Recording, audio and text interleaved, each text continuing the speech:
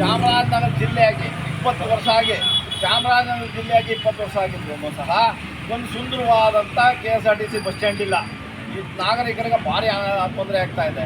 ಅದಾದಮೇಲೆ KSRTC bus ಸ್ಟ್ಯಾಂಡ್ನ ಒಂದು ಸುಂದರವಾದಂಥ ಬಸ್ ಸ್ಟ್ಯಾಂಡ್ನ ಮಾಡಬೇಕು ಅಂತೇಳಿ ರಾಜ್ಯ ಸರ್ಕಾರಗಳಿಗೆಲ್ಲ ಮನವಿ ಮಾಡೋದೇ ಆಗಿದೆ. ಈಗ ಈ ಭಾಗದ MLAಗಳು ಸಹ ಅದರ ಬಗ್ಗೆ ಗಮನ ಹರಿಸ್ತಾ ಇಲ್ಲ. ಇವತ್ತೊಂದು ದಿನ ಏನಾಗಿದೆ ಅಂದರೆ ಪುಟ್ಟರಂಗ ಶೆಟ್ಟರನ್ನ ಮಂತ್ರಿ ಮಾಡ್ತಾರೆ ಅಂತ ಬಯಸಿದ್ದೇವೆ.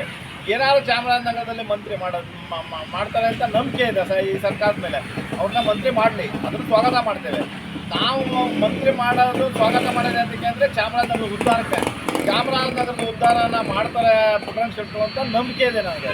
ಯಾಕೆಂದರೆ ಬೆಳಗ್ಗೆ 10 ಗಂಟೆ ಇಲ್ಲಿ ಜನತೆ ಬೆಳೆದುಕೊಂಡಿರೋದ್ರಿಂದ, ಪುಟ್ಟರಂಗ ಶೆಟ್ಟರು ರೈತಾಪಿ ಆಗಿರೋದ್ರಿಂದ, 100% ರೈತರ ಕಷ್ಟ ಸುಖ ಗೊತ್ತಿರೋದ್ರಿಂದ, ನಾಗರಿಕರ ಕಷ್ಟ ಸುಖ ಗೊತ್ತಿರೋದ್ರಿಂದ ಇವರು ಈ ಬಗ್ಗೆ ಮಾಡ್ತಾರೆ ಅಂತ ನಂಬಿಕೆ ಇಟ್ಕೊಂಡಿದ್ದೀವಿ ನಾವು.